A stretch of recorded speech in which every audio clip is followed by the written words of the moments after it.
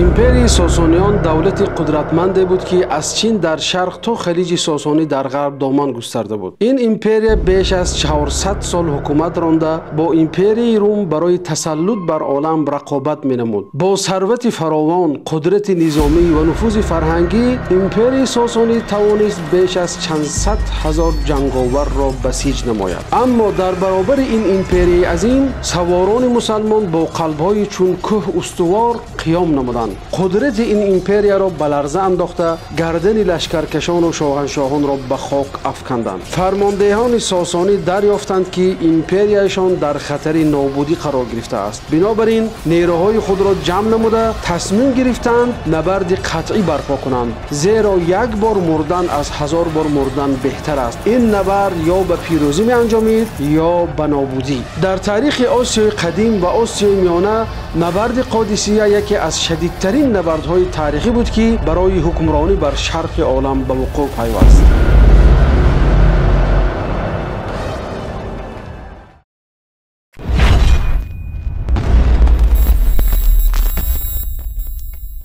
پس از نبرد جسر در مدائن پایتخت امپری ساسانی جشنها بی تنفس ادامه داشتند. ساسانیان برای راندن مسلمانان از عراق آمادگی می‌دیدند. رستم فرخزاد گمان می‌برد که حکومت ساسانی با پیروزی خود استوار گشته است. اما در سرحد بیابان در موضع الیس سردار مسلمانان مثنی ابن حارثه اراده خود را مستحکم نموده برای روبرو شدن ساسانیان آمادگی می‌گرفت. او می‌خواست ضربه شدید به ساسانیان بزند تا آنها را از غرور پیروزی دروغینشان بیدار سازد و به مقام حقیقیشان یعنی گریز از میدان کارزار در برابر مسلمانان بازگرداند.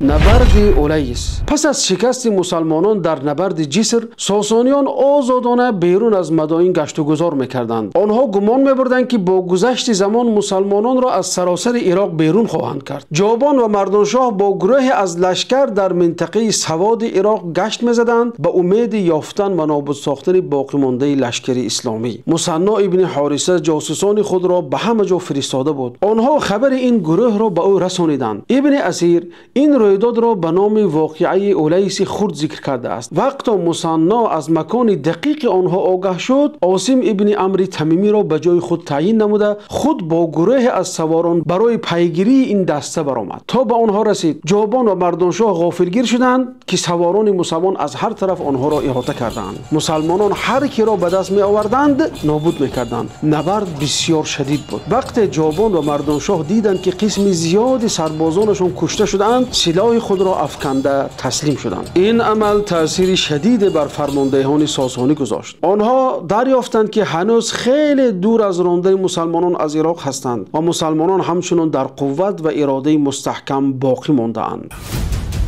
واکنش رستم و آمادگی ساسانیان. خبر تسلیم شوی گروه ساسانی و تمام فرماندهانش به رستم رسید. او غمگین شد و شادی پیروزیش از بین رفت. او به فرماندهانش فریاد زد: آیا راه خلاصی از این سوارهای مسلمان هست؟ یکی از فرماندهانش پیشنهاد کرد سواره را تنها سواره میتواند شکست دهد. این فرمانده گمان میبرد که بهترین راه بازداشتن سواران مسلمان سواران ساسانی است. آنها به آماده ساختن لشکر کاملا از سواران شروع کردند. اما در آن زمان در روی زمین سوارهایی که بتوانند با سواران مسلمان برابری کنند وجود نداشت. وقتی این اخبار به مثنی در الیس رسید، خطر وضعیت را دریافت. او دانست که 4000 سربازی که در اختیار دارد برای رویارویی با ساسانیان کفایت نخواهند کرد. بنابراین فوراً به قبیله های همسایه عربی مسلمان پیام فرستاد تا به او بپیوندند. همچنین به عمر ابن خطاب نامه نوشته از او کمک خواست و گفت: ساسانیان لشکری جدید آماده کرده اند، پس مرا یاری بده ای امیر مؤمنان. عمر ابن خطاب فوراً برای نجات مثنی ابن حارثه حرکت کرد. او با سرداران قبیله های کنانه، ازد، ایجل، جهینه و دیگران واخورد و آنها را برای رفتن به عراق قانع کرده گفت: عراق ای اهل اسلام. همه اختیاران قبول کردند که به عراق روند. هر کسی به نزد او می آمد او آنها را به عراق میفرستاد. بدین ترتیب یاری برای مثنی ابن حارثه ادامه یافت. آمادگی لشکری ساسانی. در حالی که مسلمانان مشغول تکمیل جبهه عراق بودند، لشکری سواران آماده شده رستم در مدائن به انجام رسید. او مهران ابن همزان را به سرفرماندهی آن تعیین کرد. مهران به سوی مسلمانان حرکت کرد. حرکت او سریع بود، زیرا تمام لشکرش از سواران عبارت بود و یک چند فیل همراه داشت. مثنی ابن حارثه نیز حرکت کرد و پیام به قوه‌هایی که از مدینه در راه بودند فرستاد تا به محض رسیدن به عراق فوراً به بویب روند. مثنی و قوه‌های کمکی در یک روز به بویب رسیدند که با این شماره لشکر مسلمانان به 8000 نفر رسید. نبرد بویب.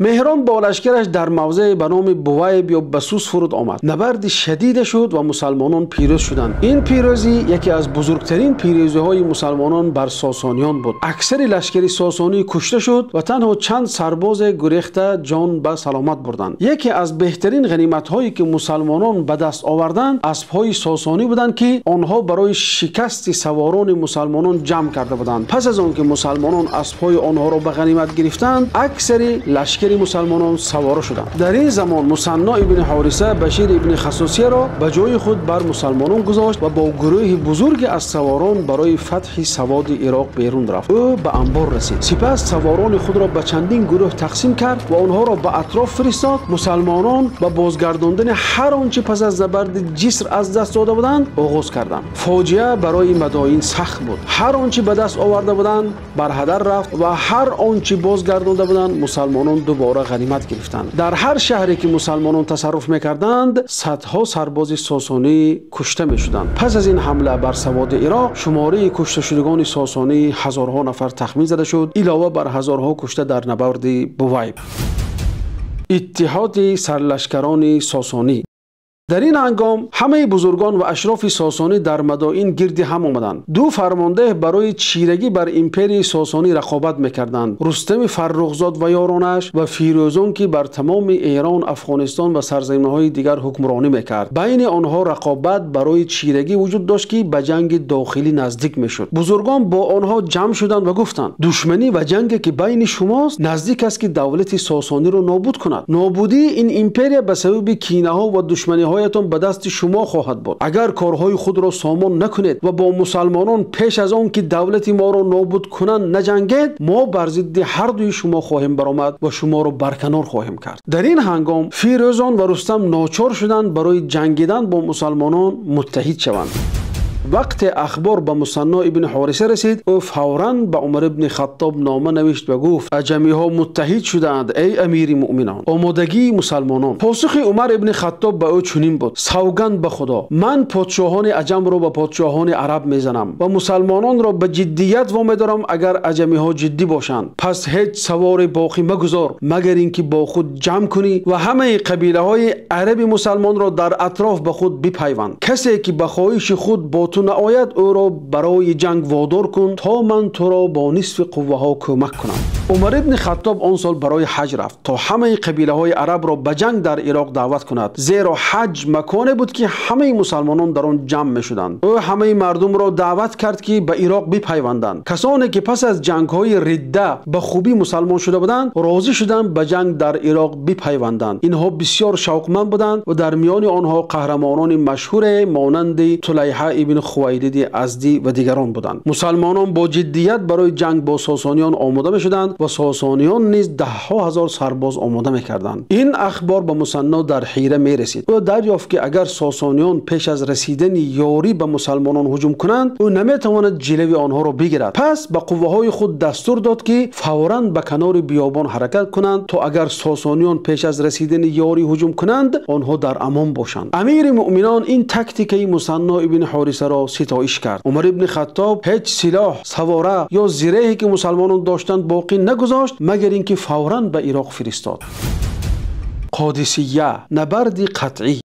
پس از نبرد بویب و بازگرداندن سواد عراق از طرف مسلمانان، فرماندهان ساسانی از خمار پیروزیشان بر مسلمانان در جسر به واقعیت تلخ بیدار شدند. آنها همه دستاوردهای پس از جسر را از دست داده بودند. مسلمانان دوباره سواد عراق را زیر نظارت خود گرفتند. رستم فرمانده امپری ساسانی دریافت که وضعیت نمیتواند به این شکل ادامه یابد. او دانست که بسیج نظامی مسلمانان با توجه به حضور آنها در شام حد اکثر از 30,000 نفر بیشتر نخواهد بود. نقشه رستم این بود که همه قوه‌های در اختیارش بوده را جمع کند تا لشکری تشکیل دهد که مسلمانان هرگز مانند آن را ندیده باشند و نمیتوانند آن را بازدارند. با این کار او آنها را از عراق دوباره میراند. رستم حرکت‌های خود را آغاز کرد. او به اهل جزیره که بین دریاهای دجله و فرات قرار داشتند و عرب بودند پیام فرستاد و آنها را قانع کرد که عهد خود را با مسلمانان بشکنند. او گفت که با تمام قوه‌های امپری ساسانی برای جنگیدن با مسلمانان بیرون خواهد آمد. اگر آنها اکنون به او بپیوندند او آنها را خواهد بخشید. در عکس حال پس از راندن مسلمانان از عراق از هر کسی که از مسلمانان پیروی کرده است انتقام خواهد گرفت. اهل جزیره از تهدید او ترسیدند و عهد خود را با مسلمانان شکستند. مصنف فوراً به عمر بن خطاب پیام فرستاد تا او را از حرکت‌های رستم و فرماندهان ساسانی آگاه سازد. عمر بن خطاب سوگند خورد و گفت من پادشاهان عجم را با پادشاهان عرب خواهم زد. او مردم را برای جنگ در عراق دعوت کرد. مردم از همه گوشه‌های جزیره العرب جمع شدند و هزاران نفر بودند. عمر ابن خطاب نزد آنها حاضر شد و به آنها گفت که قصد دارد به سوی عراق حرکت کند، زیرا ساسانیان لشکری بزرگ برای هجوم به مسلمانان آماده میکنند و خلیفه پیش از آنکه آنها به مسلمانان هجوم کنند به آنها پیش دستی خواهد کرد. مردم تکبیر گفتند و گفتند حرکت کن ای امیر مؤمنان و ما پشت سر تو هستیم. عمر ابن خطاب گفت من با شما حرکت خواهم کرد. خلیفه تصمیم گرفت که در رأس لشکری که به عراق می رود باشد. صحابگان اهل شورا به این پیشنهاد موافقت کردند تا اراده مسلمانان با حضور امیر مؤمنان در میان آنها تقویت یابد. اما علی بن ابی طالب و عبدالرحمن بن عوف نظری دیگری داشتند و گفتند خودت به نزد آنها مرو ای امیر مؤمنان، اگر به تو آسیب برسد می ترسم مسلمانان به پشت خود برگردند و ناامید شوند. اما برای آنها لشکر بفرست که یکی از سابقه داران اولین را سردار آن قرار بده. اگر پیروز شوند این همان چیزی است که ما میخواهیم و اگر به گونه دیگر باشد لشکر پشت سر لشکر میفرستیم تا خدا پیروزی را نصیب ما کند. عمر ابن خطاب به نظر علی و عبدالرحمن بن عوف قانع شد و به آن موافقت کرد. اما همه صحابگان پرسیدند که این مرد که به او فرماندهی چنین لشکری در این زمان دشوار داده می شود کیست؟ عبدالرحمن ابن عوف گفت او شیرمرد قوی چنگال سعد ابن ابی وقاص است. سعد از اهل شورا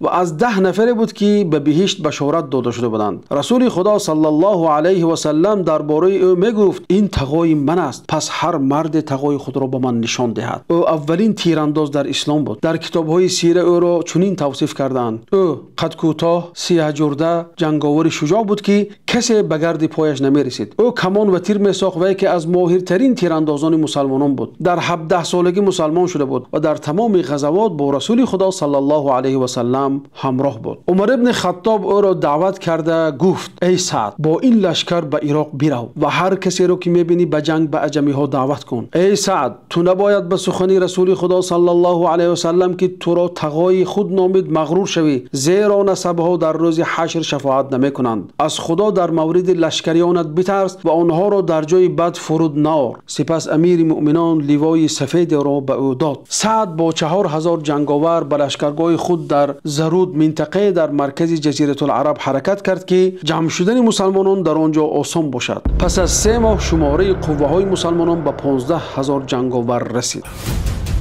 وفات مصنع ابن حارثه. مصنع ابن حارثه در منطقه شراف در عراق منتظر سعد ابن ابی وقاص بود، اما زخم‌های او از نبرد جسر شدت یافته و او در بستر مرگ بود. او وصیت خود را نوشت و به برادرش معنع ابن حارثه دستور داد که آن را فوراً به سعد ابن ابی وقاص برساند. مصنع سرور شیبان که هرگز در نبرد طعم شکست را نچشیده بود، اولین کسی که عراق را فتح کرد، یکی از مردان کلیدی این روند بود، شهید شد. پس از جانب خدا بر او رحمت و مغفرت و سلام باد. مصنع در وصیت خود به سعد گفت که با عجمی ها در خانه خودشان روبرو نشود، بلکه با آنها در نزدیکترین سنگ از سرزمین عجم و اولین سنگ از سرزمین عرب روبرو شود. اگر خدا پیروزی را نصیب او کند آنچه بعد از آن از سرزمین‌های عجم است از آن او خواهد بود و اگر به گونه دیگر باشد به بیابان عقیب نشیند، زیرا آنها بیابان را بهتر از عجمیان میشناسند. وقتی سعد وصیت موسی را خواند، گفت خدا بر او رحمت کند. زخمش او را از اندیشیدن درباره کار مسلمانان باز نداشت. چی نظری خوب پیشنهاد کرده است. سعد به عمر ابن خطاب پیام فرستاد تا او را از خبرهای جدید و خبر وفات موسی فرمانده مسلمانان در عراق آگاه سازد. عمر ابن خطاب بر او بسیار اندوهگین شد و گفت به خدا سوگند او هرگز امیری را طلب نکرد و مانعی برای جمعگاه دشمنان بود. عمر ابن خطاب به سعد دستور داد که از منطقه شراف حرکت کند و به قادسیه رود تا در آنجا لشکرگاه برپا کند و به ساسانیان هجوم نکند یا پس از قادسیه یک فرسخ پیش نرود. عمر به ابو عبیده ابن جراح در شام پیام فرستاد و به او دستور داد که قوه‌های عراق را که با خالد ابن ولید بودند به عراق برگرداند تا کمک به سعد باشد. آمادگی نبرد.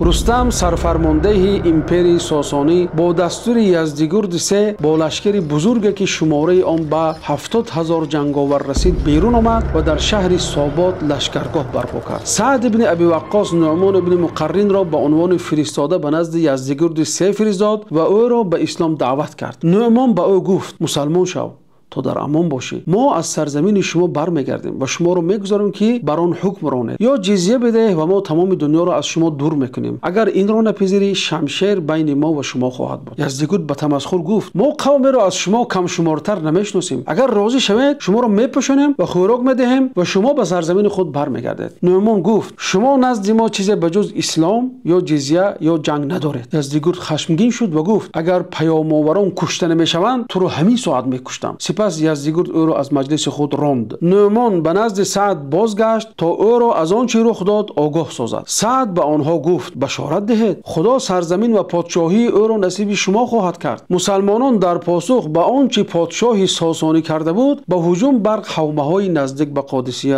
آغاز کردند. سعد ابن ابی وقاص اسیر از ساسانیان میخواست تا از او بازجویی کند و از اخبار دشمن آگاه شود. او گروه به فرماندهی عمرو ابن معدی کریب و طلیحه ازدی فرستاد. آنها همه حرکت کردند تا شبانه به لشکرگاه ساسانیان رسیدند. عمرو دید که شماره لشکر ساسانی زمین را و وادی را پر کرده است. به طلیحه گفت خود را به هلاکت نینداز ای طلیحه، بیا به نزد سعد برگردیم و او را از آن چه دیدیم آگاه سازیم. طلیحه گفت نه به خدا سوگند باز نمیگردم تا آنچه را که سعد به من دستور داده انجام دهم. طلیحه تنها تا شب انتظار کشید و به لشکرگاه ساسانی وارد شد. او آهسته آهسته به مرکز لشکرگاه نزدیک شد تا خیمه بزرگ یافت و از آن دانست که خیمه فرمانده است. در برابر این خیمه چند اسب بسته شده بود، از جمله اسبی که مانند آن را هرگز ندیده بود. او تصمیم گرفت این اسب را بگیرد. او بند بقیه اسبها را باز کرد و این اسب را گرفت که بعدا معلوم شد اسب مخصوص رستم بوده است. وقتی با اسب میگریخت پاسبانان او را دیدند. آنها او را تعقیب کردند. او یکی از پاسبانان را در لشکرگاه ساسانی کشت و با اسب گریخت در حالی که بقیه پاسبانان او را تعقیب میکردند. هرگاه سوارها به او نزدیک میشدند با نیزه‌اش به آنها میزد و میکشت. پاسبان دیگری آمد و نیزه طلیحه بر بدنش نشست. او دانست که سرنوشتش مانند بقیه پاسبانان خواهد بود، پس سلاح خود را افکند و تسلیم شد. طلیحه او را به لشکرگاه مسلمانان برد. سعد از او بازجویی کرد، اما اسیر ساسانی در حالت شگفتی بود و بسیار میپرسید آیا در میان مسلمانان سواره دیگر مانند این سواره هست؟ سعد وقاص گفت بله، هزاران نفر دیگر. او گفت به خدا سوگند اگر شما سواره دیگر مانند این سواره داشته باشید دنیا و هر چی در آن است از آن شما خواهد بود. سعد از او درباره شماره ساسانیان پرسید. او گفت رستم با 70,000 جنگاور آمده است که هزارها خدمتگار آنها را همراهی میکنند. پشت سر او بهمن جوزویه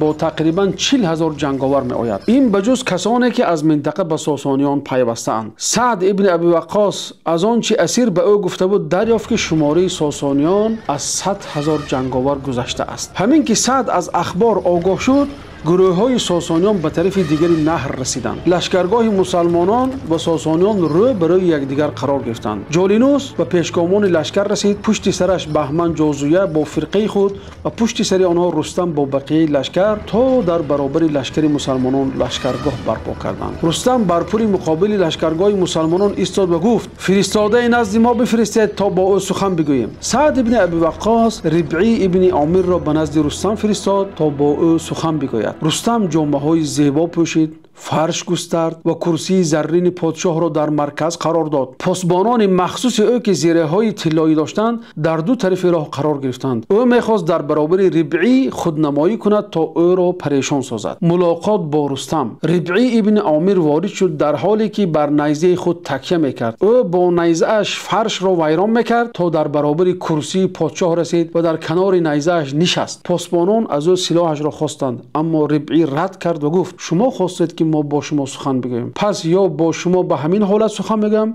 یا برمیگردم. رستم راضی شد و به او گفت چرا به سرزمین ما تجاوز میکنید؟ ربعی گفت ما به سرزمین شما تجاوز نمیکنیم، بلکه پیام اسلام را میگسترانیم و شما را به این دین آشنا میسازیم. رستم گفت دین شما به چی دستور میدهد؟ ربعی گفت اینکه از بندگی بندگان دست بکشید و بندگی پروردگار بندگان را پیشه کنید و آنچه را که در بندگی آتش و بت‌ها بر آن هستید ترک کنید. رستم گفت آیا به ما مهلت نمیدید تا در این امر مشورت کنیم؟ ربعی گفت شما 3 روز مهلت دارید. رستم گفت ما وقتی بیشتری میخواهیم تا با پادشاهان خود در مدائن مشورت کنیم. ربعی گفت شما بیش از 3 روز نخواهید داشت تا در کار خود نظر کنید. در روز 4 شمشیر حاکم خواهد بود و ما پیش از 3 روز به شما نخواهیم جنگید. من به این کفالت میدهم. رستم از او پرسید آیا تو سرور آنها هستی؟ ربعی گفت نه، بلکه من یکی از مسلمانانم، اما مسلمانان مانند یک جسم هستند، پایین ترینشان بر همه آنها پناه میدهد. سپس ربعی برگشت و از لشکرگاه ساسانیان بیرون رفت. ساسانیان پس از آن به چند نماینده دیگر از لشکر اسلامی سخن گفتند. رستم به سعد ابن ابی وقاص پیام فرستاد و گفت تو به سوی ما میگذری یا ما به سوی تو؟ سعد گفت به سوی ما بگذر، اما نه از این پول، زیرا ما شما را بر این پول شکست داده ایم، پس پولی دیگری برای خود انتخاب کنید تا از آن بگذرید. رستم میخواست مسلمانان را با قدرت و شکوه خود حیرت زده کند، پس نهر را پر کرد و از روی آن به سوی مسلمانان گذشت. او گذشتن را در روز 3 ماه شعبان در سال 15 هجری برابر با 636 میلادی به پایان رسانید. در اینجا یکی از شدیدترین نبردهای تاریخ، نبرد قادسیه آغاز شد.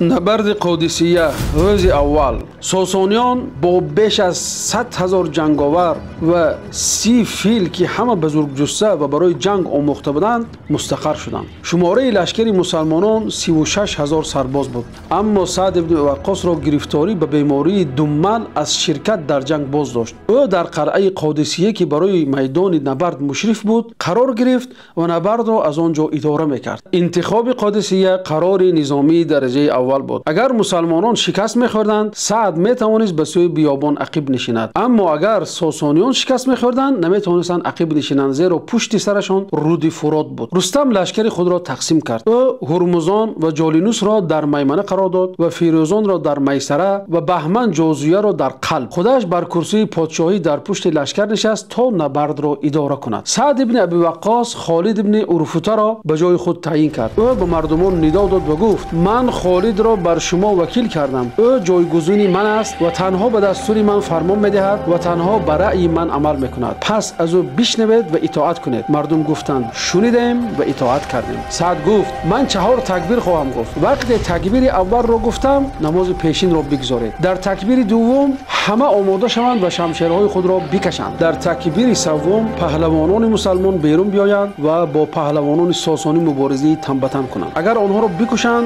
اراده آنها را خواهند شکست و در تکبیر 4 بر دشمن خود هجوم کنید ان شاء الله. در حقیقت سعد ابن ابی وقاص اشارت داد و با آواز بلند فریاد زد الله اکبر الله اکبر. مسلمانان نماز پیشین را گزاریدند. سپس سعد تکبیر دوم را گفت الله اکبر. سربازان به صف شدند و شمشیرها را بالا بردند. سپس سعد رضی الله عنه تکبیر سوم را گفت الله اکبر. گروه از سواران ماهر برای مبارزه تن به تن با ساسانیان بیرون آمدند. اولین مبارزه تن به تن بین ربیعه ابن عثمان و یکی از فرماندهان ساسانی رخ داد. خدا ربیعه را توانا ساخت و او آن فرمانده را کشت. او اولین کشته در میدان نبرد از ساسانیان بود. ربیعه تکبیر گفت و مسلمانان نیز پس از او تکبیر گفتند. سپس مبارزه تن به تن دیگر بین عمرو ابن معدی کریب و یکی از مشهورترین سواران ساسانی رخ داد. پس از آنکه این سوار به سوی عمرو تیر افکند، عمرو خشمگین شد و با سرعت به سوی این سوار حرکت کرد. او این سوار را از لباسش کشید و نزد لشکر مسلمانان بازگرداند. سپس سرش را زیر پاهای مسلمانان برید و به سوی ساسانیان افکند. عاصم تمیمی و عتبه بیرون آمدند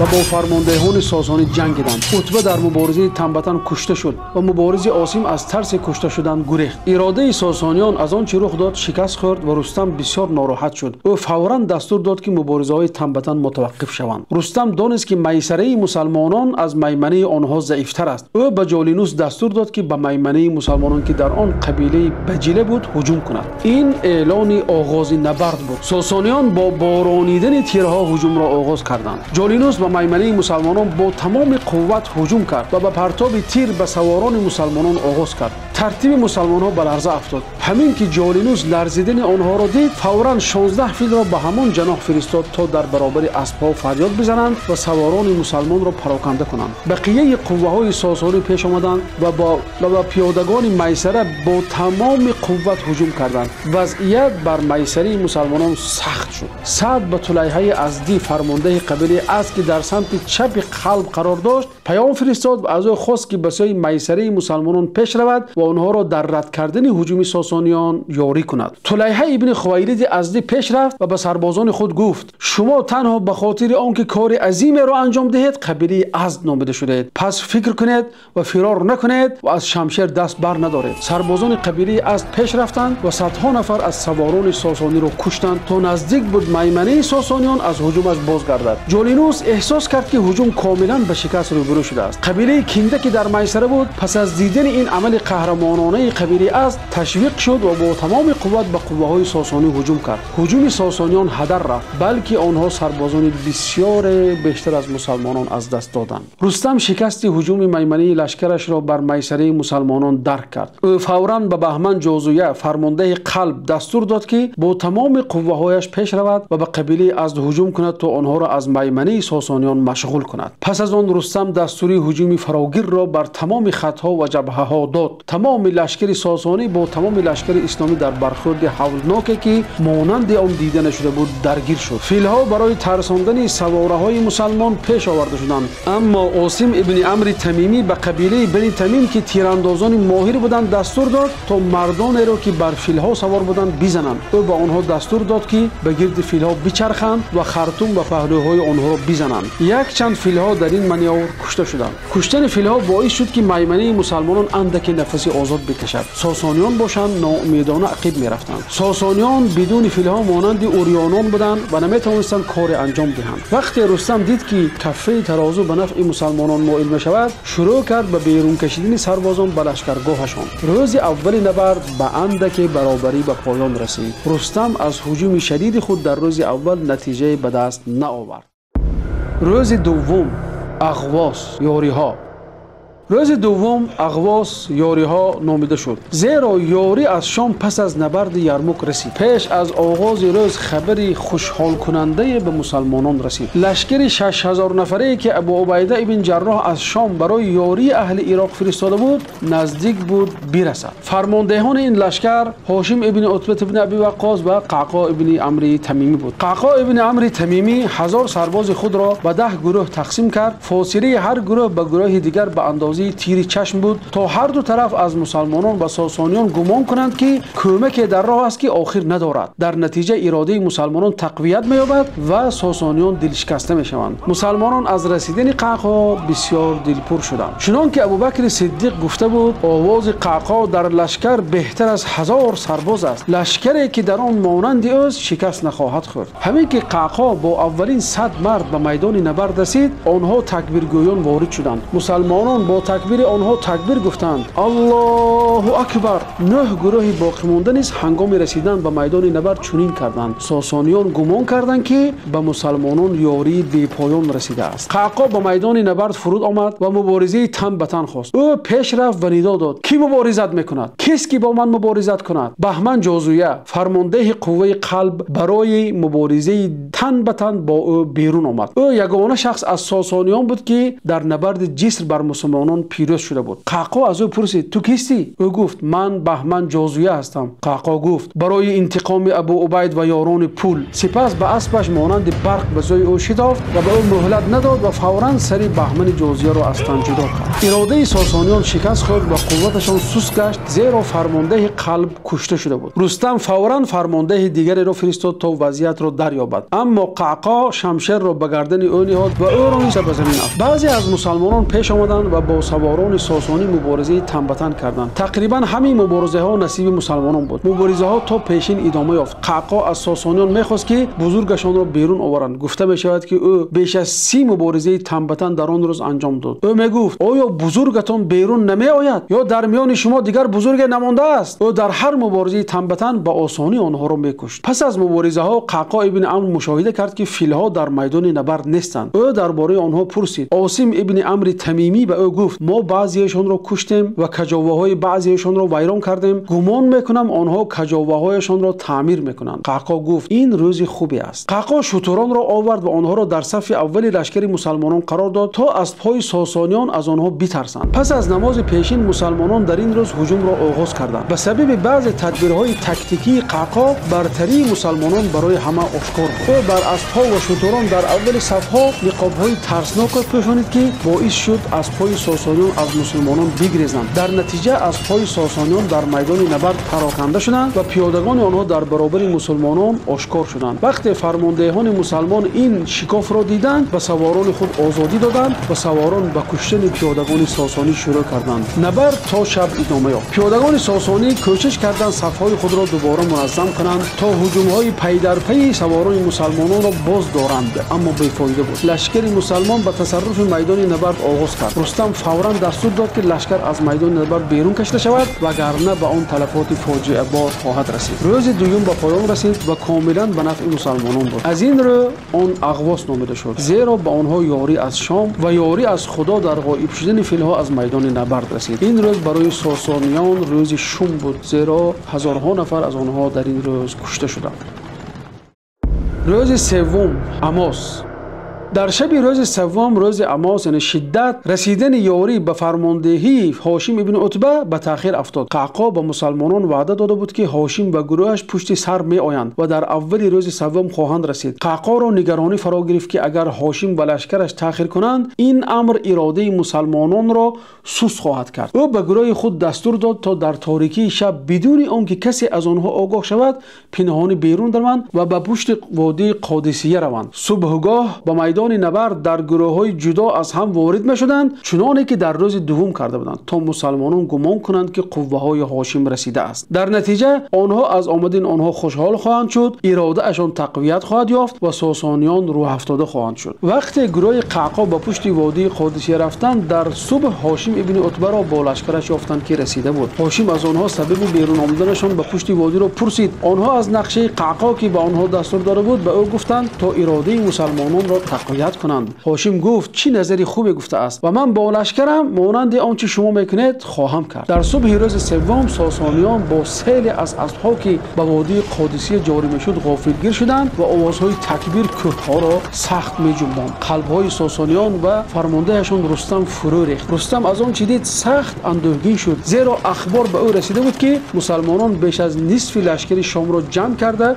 به عراق فرستادند. گرچه این خبرها خطا بودند، زیرا همه آنچه از شام فرستاده شده بود 6000 جنگاور بود، نه نصف قوه ها. اما این اراده ساسانی ها را سست کرد و آنها دیگر نمیخواستند بجنگند. رستم شروع کرد به جستجوی راهی که به وسیله آن از این نبرد بدون تلفات شرم آور خلاص شود، اما وقت گذشته بود. مسلمانان بسیار روح بلند شدند و روحیه معنوی آنها بلند شد و هجوم به ساسانیان را در همه جبهه ها آغاز کردند. برخورد سخت و شدید بود. صف اول قوه های ساسانی در همه جبهه ها سقوط کرد. ابن عساکر میگوید که در ساعت اول روز سوم هزارها جنگاور ساسانی کشته شدند. رستم سخت نگران فیل‌ها شد، زیرا آنها مانند تانک‌ها برای لشکر ساسانی بودند. او آنچه را که از فیل‌ها باقی مانده بود فرستاد. از 33 فیل 18 فیل باقی مانده بود، زیرا 15 فیل کشته شده بود. رستم می‌خواست آنچه را که از آنها باقی مانده بود حفظ کند. او آنها را با دایره از سواران و پیادگان احاطه کرد تا فیل‌ها را حمایت کنند. اما این احاطه باعث شد که حرکت فیل‌ها محدود شود و آنها نتوانند هجوم کنند. همچنین او آنها را در پشت صف‌های خویش قرار داد تا سربازان را از گریختن باز دارند. ساسانیان کوشش کردند وضعیت را تا جایی که میتوانند دریابند. آنها کوشش کردند استوار بمانند و هجوم‌های کشنده مسلمانان را باز دارند. وقتی سعد وقاص استواری ساسانیان را دید، سبب آن را دریافت. در پشت آنها فیل‌هایی بودند که آنها را از عقب نشستن باز می‌داشتند و شکاف‌هایی را که مسلمانان ایجاد می‌کردند می‌بستند. سعد به بعضی از ساسانیانی که نو مسلمان شده بودند ندا داد و از آنها درباره فیل‌ها پرسید. او گفت: آیا این فیل‌ها نقطه ضعف دارند؟ آنها گفتند: آنها را در خرطوم و چشم‌ها بزنید، زیرا آنگاه فیل خشمگین شده دیوانه خواهد شد. در این هنگام نمیتوان او را راهنمایی کرد. آنها به او گفتند که دو فیل از فیل‌های بزرگ هستند که بقیه فیل‌ها از پس آنها می‌روند. اگر این دو فیل را بکشید، بقیه فیل‌ها بی‌فایده خواهند شد. یکی از آنها فیل سفید بزرگ در مرکز لشکر بود و دیگری فیل گرگین در میمنه بود که فیلبانان از او فرمان می‌بردند. سعد به قبیله بنی تمیم و عاصم تمیمی فرمان داد که فیل سفید را بکشند و به قبیله ازد دستور داد فیل گرگین را بکشند. قبیله‌های تمیم و ازد دو قوی ترین جبهه در تمام لشکر مسلمانان بودند. در حقیقت قعقاع و عاصم تمیمی پیش رفتند و به فیل سفید حمله کردند. آنها چشمایش را کور کردند. سپس قعقاع پیش رفت و خرطومش را زد و آن را برید. فیل سفید خشمگین شد و از میدان نبرد گریخت و سربازان ساسانی را که پشت سرش بودند پایمال میکرد. قبیله بنی ازد به سوی فیل گرگین پیش رفت و با او همان کاری کرد که بنی تمیم با فیل سفید کرده بود. او خشمگین شد و از میدان نبرد گریخت و به رود عتیق جهید. وقتی بقیه فیل‌ها گریختن فیل سفید و فیل گرگین را دیدند، از پس آنها از میدان نبرد گریختند و هر آنچه را که در راهشون از لشکر ساسانی بود پایمال می‌کردند. در این هنگام ساسانیان بدون فیل‌ها مانند برهنگان بودند. مسلمانان در هر طرف به هجوم شروع کردند. رستم دریافت که پایان نزدیک شده است. او هجوم شدید بر مسلمانان را برای نجات وضعیت خواست. او همه سربازان خود را آورد و آنها را با هم به جنگ فرستاد. قوه ساسانی چند برابر قوه‌های مسلمانان بود. آنها صف اول را بیرون می‌کشیدند و صف جدید را می‌فرستادند تا این صف دم بگیرد. سپس آن با صف دیگر عوض می‌شد تا همه استراحت کنند. آنها به نوبت بر مسلمانان هجوم می‌کردند، در حالی که مسلمانان با شماره کمی خود نمی‌توانستند این کار را کنند. نبرد تا شب ادامه یافت. رستم احساس کرد که مسلمانان را با این روش خسته می‌کند و اگر بر این حال استوار می‌ماند می‌تواند بر آنها پیروز شود. نبرد تا آخر شب ادامه یافت. خستگی شدید بر قوه‌های مسلمانان نمایان شد. طلحه ابن خویلد ازدی برای انجام تدبیر شگفت انگیز بیرون رفت. او در رود عتیق که در پشت ساسانیان بود جهید و بر ساحل دیگر ایستاد. او با آواز بلند چند بار تکبیر گفت: الله اکبر. سپس پنهان شد و بار دیگر در جای دیگر رفت و تکبیر گفت: الله اکبر. رستم از آوازهای تکبیر به لرزه افتاد. ساسانیان گمان کردند که مسلمانان میخواهند آنها را احاطه کنند و از پشت به آنها هجوم خواهند کرد. رستم سخت نگران شد و به قوه‌های خود دستور داد که عقب نشینند و به لشکرگاه بازگردند تا ساحل دیگری رود را جستجو کنند و از خالی بودن آن از مسلمانان اطمینان حاصل کنند. این امر مدت برای استراحت مسلمانان داد. آنها نیز به لشکرگاه خود عقب نشستند و صف‌های خود را منظم کردند. روز سوم نبرد با از دست دادن هزارها سرباز از جانب ساسانیان و از دست دادن کامل سلاح فیل‌هایشان به پایان رسید. روز چهارم قادسیه. در شب روز چهارم قادسیه مسلمانان هنوز ساعت از نبرد استراحت نکرده بودند که ساسانیان حیله طلحه را دریافتند. آنها جستجو کردند و لشکر در پشت خود نیافتند. فوراً دوباره برای نبرد صف بستند. همین که مسلمانان صف بستن ساسانیان را دیدند، لشکر مسلمانان نیز صف بست. نبرد تنها ساعت متوقف شد و دوباره آغاز گشت. قعقاع و بنی تمیم هجوم به ساسانیان را آغاز کردند. سپس عاصم ابن عمرو تمیمی از پس او آمد و به ساسانیان همراه با قوه‌هایش هجوم کرد. سعد ابن ابی وقاص به بقیه قوه‌ها دستور داد که به ساسانیان هجوم کنند. ساسانیان و مسلمانان در نبرد شدید درگیر شدند. کشتار در هر دو طرف ادامه یافت. خستگی شدید بر هر دو طرف نمایان شد. هیچ کس نخوابیده بود. خدا بر مسلمانان منت نهاد و باد شدیدی آمد. آن باد خیمه رستم را از جای خود برکند. وقتی قعقاع دید که لشکریان خدا در کنار آنها می‌جنگند، با بهترین سربازان خود جمع شد و نقشه برای به سرعت به پایان رساندن جنگ کشید. نقشه این بود که او با گروه خود پیش رود و قلب لشکر ساسانی را شکافد تا به سر مار یعنی رستم برسد و او را بکشد. همچنین او می‌خواست میمنه و میسره را از قلب لشکر جدا کند و هر ارتباط بین آنها را ببرد تا گروه گروه آنها را پراکنده سازد. قعقاع با 3000 فدایی در برابر قلب که 20000 ساسانی بودند راه افتاد. او به قلب ساسانیان هجوم کشنده آورد. او شکاف در قلب ساسانیان ایجاد کرد. به فضل خدا قلب لشکر در برابر قعقاع و ضربه های مسلمانان به طور تدریجی شروع به شکستن کرد. در همان وقت میمنه و میسره مسلمانان بر میمنه و میسره ساسانیان فشار می آوردند تا آنها را از احاطه قعقاع در قلب باز دارند و آنها نتوانند گروه او را احاطه کنند. قعقاع به پیش رفتن ادامه داد تا به پاسبانان رستم رسید و با آنها درگیر شد. هنگام مشغول شدن پاسبانان رستم در درگیری، هلال تمیمی پیش رفت و به اسبها و خچرهایی که کنار خیمه رستم بودند رسید. او رستم را یافت که پشت این خچرها پنهان شده بود. هلال فوراً تیر به پای او انداخت. رستم برای گریختن به رود جهید، اما هلال او را تعقیب کرد، از رود بیرون کشید، سپس بر سرش زد و او را کشت. او فریاد مشهور خود را برآورد: رستم را کشتم، به پروردگار کعبه سوگند. رستم را کشتم، به پروردگار کعبه سوگند. وقتی همه این را شنیدند، مسلمانان خوشحال شدند و صفهای ساسانیان از هم پاشید. آنها هراسان گریختند. از فرماندهان ساسانی فقط جالینوس زنده ماند. او به قوه‌های خود دستور داد که به قادسیه عقب نشینند. او در میمنه ساسانیان بود، پس میمنه همراه او گریخت. اما میسره کاملا از طولی که ساسانیان در رود پر کرده بودند دور بود. آنها نتوانستند عقب نشینند. مسلمانان بر آنها جمع شدند و به کشتن و نیزه زدن ادامه دادند. قعقاع و مردانش همه سربازان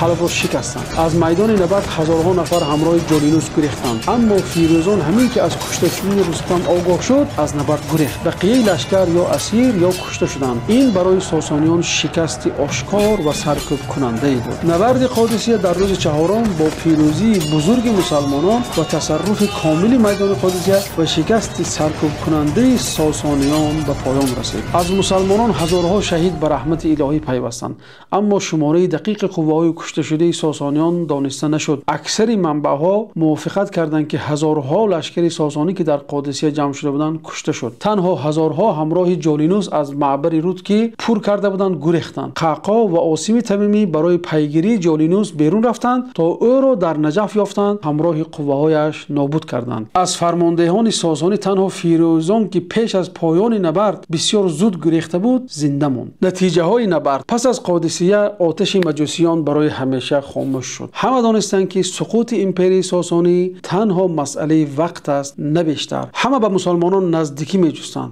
بسیاری از اهل حیره مسلمان شدند و به مسلمانان پیوستند و سعد ابن ابی وقاص خیانت آنها را بخشید. وقتی یزدگرد سه از آنچه به فرماندهانش و لشکرش در قادسیه رخ داده بود آگاه شد، رخت سفر بست و از مدائن گریخت. او دانست که داخل شدن مسلمانان به مدائن پس از چند روز خواهد بود، نه بیشتر. درهای امپری ساسانی برای مسلمانان گشاده شد و همه دریافتند که امپریه با نام امپری ساسانی دیگر وجود ندارد، زیرا امپری جدید به نام امپری اسلامی عرض هستی کرد. خدا اهل قادسیه را بیامرزد و به آنها بهترین پاداش را بدهد. این شهیدان و جنگاوران صالح سبب اسلام اهل عراق و تمام شرق شدند. هر مسلمان در عراق و ایران و در شرق عالم اسلامی در میزان حسنات اهل قادسیه است. پس خدا از صحابگان رسول خدا راضی باد و به آنها از جانب ما و از جانب اسلام بهترین پاداش را بدهد.